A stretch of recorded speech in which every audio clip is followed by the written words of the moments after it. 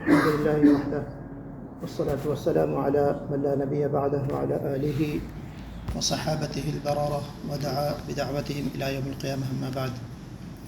عزیز دوستوں اور بھائیوں، اللہ تبارک و تعالیٰ کا بے پایا فضل و احسان ہے کہ اس نے ہمیں نماز عصر با جماعت ادا کرنے کی توفیق نصیب فرمائی.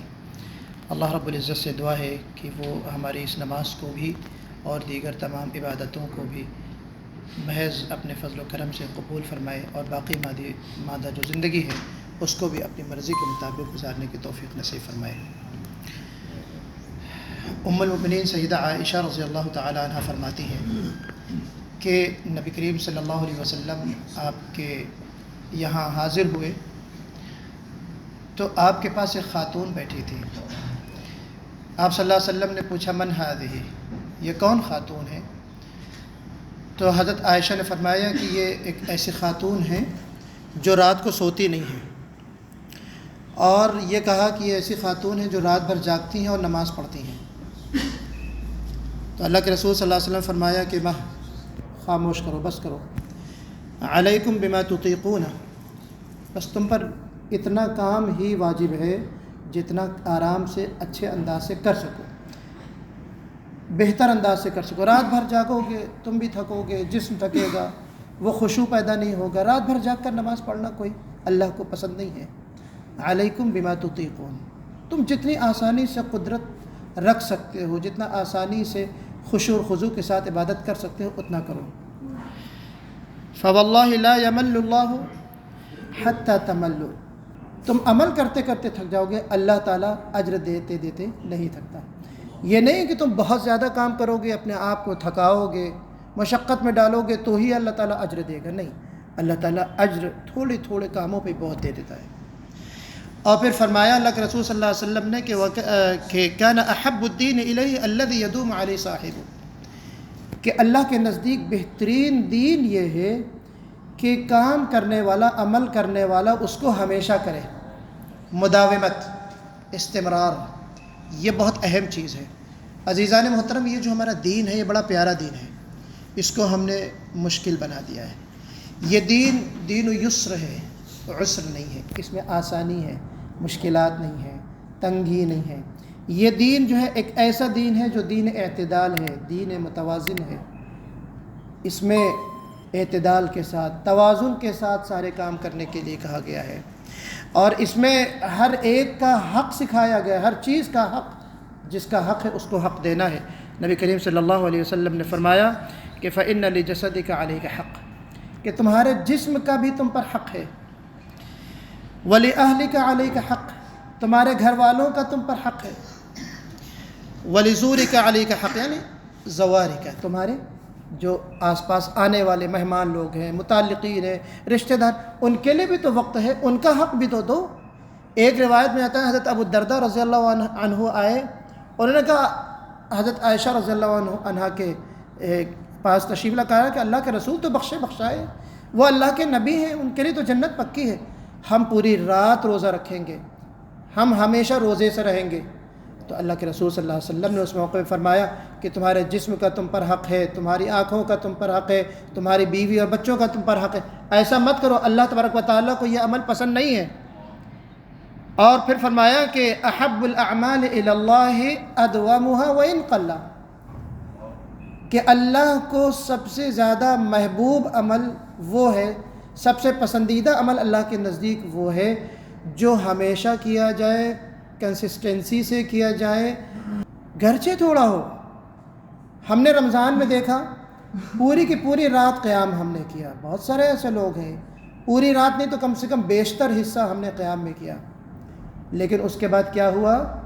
اس کے بعد رمضان ختم تو عبادتیں بھی ختم، بہت سارے لوگوں کی تو فرض بھی ختم ہو جاتی ہیں. اللہ معاف فرمائے، یہ ایک بہت بڑی مصیبت ہے. تو اللہ کے رسول صلی اللہ علیہ وسلم نے کیا فرمایا کہ تمہارا مختصر عمل ہو لیکن اس میں استمرار ہو، ہمیشہ کیا جانے والا جو عمل ہے. ایک مقولہ ہے مشہور کہ قلیل دائم خیر من کثیر منقطع، کہ تمہارا مختصر کیا جانے والا عمل، کم کیا جانے والا عمل زیادہ بہتر ہے بہت زیادہ منقطع عمل سے. یعنی آپ بہت سارا عمل ایسا کر لیں جس کے بعد آپ چھٹی کر لیں، اور ایک عمل تھوڑا تھوڑا آپ کر رہے ہیں لیکن استمرار سے کر رہے ہیں، کنسسٹنسی سے آپ کر رہے ہیں، تو اس کی اللہ کے نزدیک زیادہ فضیلت ہے۔ عبداللہ ابن عمر رضی اللہ تعالیٰ عنہ فرماتے ہیں کہ نبی کریم صلی اللہ علیہ وسلم نے آپ کو نصیحت کی، یا عبداللہ لا تکن کفلان کان یقوم اللیل ثم ترک قیام اللیل، کہ اے عبداللہ اس شخص کی طرح مت ہو جاؤ کہ جس نے قیام لیل کی ابتدا کی، قیام لیل کیا، رات کو تہجد پڑھا، ثم ترک قیام اللیل، اور پھر اس کو چھوڑ دیا، قیام لیل کو چھوڑ دیا۔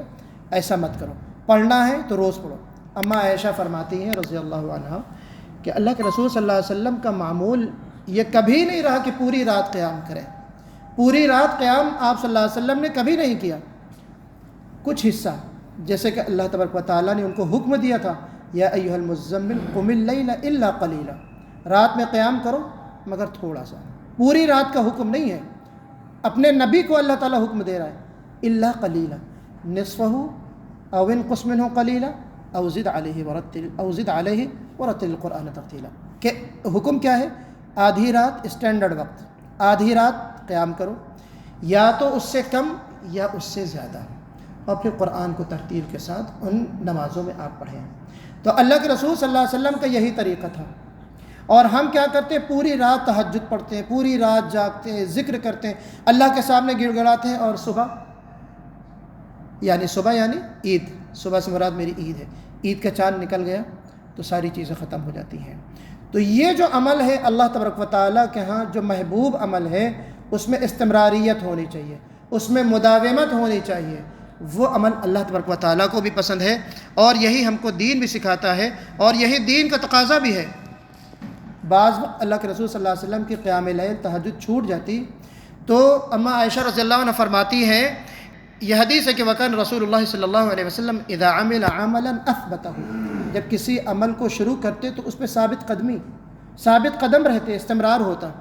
وکان اذا نام من اللیل او مرض، اگر کسی رات وہ سو جاتے بیماری کی وجہ سے نہیں اٹھ پاتے تو کیا صلی من النہار 12 رکعہ، تو دن میں اس کی قضا کرتے 12 رکعت۔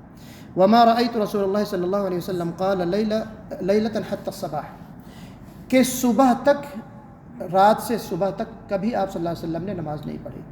تو اگر کسی عمل کو ہم نے شروع کیا ہے اور ہمیں شروع کرنا چاہیے تو ہمیں اس میں استمرار کرنا چاہیے، بہت زیادہ اپنے آپ کو مشقت میں ڈال کے ایسا عمل جو کچھ دنوں کے بعد چھوٹ جائے، یہ اللہ کو پسند نہیں ہے۔ میں یہ بات کس وجہ سے کہہ رہا ہوں؟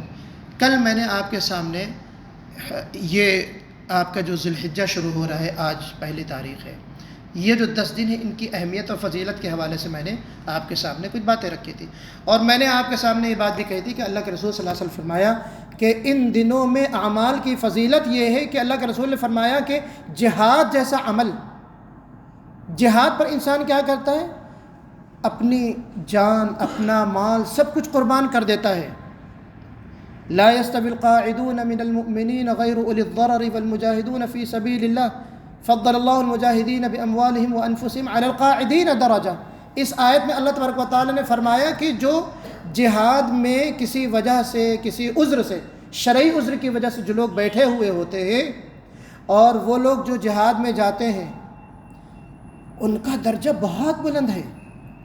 فضل اللہ المجاہدین علی القاعدین درجہ۔ اور پھر امام بخاری نے، امام مسلم رحمۃ اللہ علیہ نے بہت سارے احادیث میں اللہ کے رسول صلی اللہ علیہ وسلم سے پوچھا گیا کہ جہاد سے افضل کوئی عمل ہے؟ اللہ کے رسول نے کہا کہ نہیں، میں نے نہیں پایا۔ اللہ کے رسول نے فرمایا کہ کوئی عمل ایسا نہیں ہے، لیکن یہ جو عشر ذی الحجہ ہے، 10 دن ہے، اس کو اللہ کے رسول صلی اللہ علیہ وسلم نے فرمایا کہ یہ افضل الایام ہے، اس میں اعمال آپ اگر کوئی کام کرتے ہیں، نیک عمل کرتے ہیں، تو اس کا ثواب جہاد میں جانے سے بھی زیادہ افضل ہے۔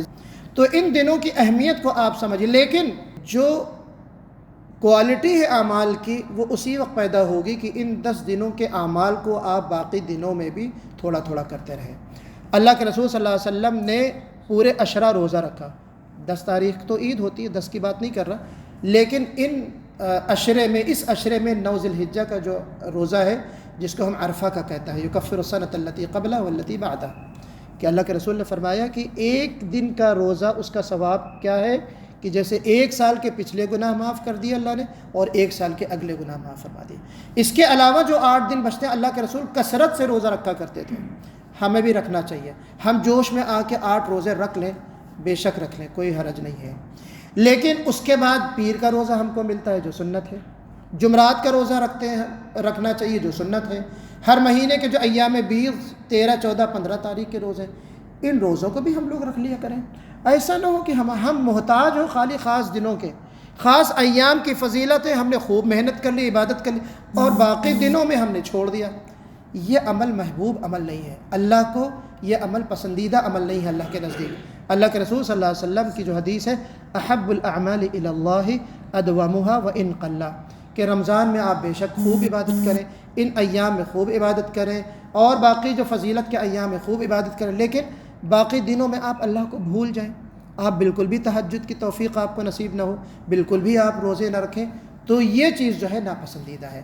تو ان ایام کے حوالے سے میں نے مداومت اعمال کی جو باتیں آپ کے سامنے رکھی کہ ہمیں اپنے اعمال میں کنسسٹنسی پیدا کرنے کی کوشش کرنی چاہیے، مداومت اور استمرار پیدا کرنے کی کوشش کرنی چاہیے، اور جو ہم اعمال ان دنوں میں کریں گے ان کو ہم بعد کے دنوں میں بھی کوشش کریں کہ تھوڑے تھوڑے اعمال ہم کرتے رہیں جو اللہ کو پسند ہے۔ اللہ تعالیٰ سے دعا ہے کہ ہمیں کہنے سے زیادہ عمل کرنے کی توفیق عطا فرمائے۔ اقول قولی ھذا فاستغفر اللہ لی ولکم اجمعین واستغفروہ انہ هو الغفور الرحیم۔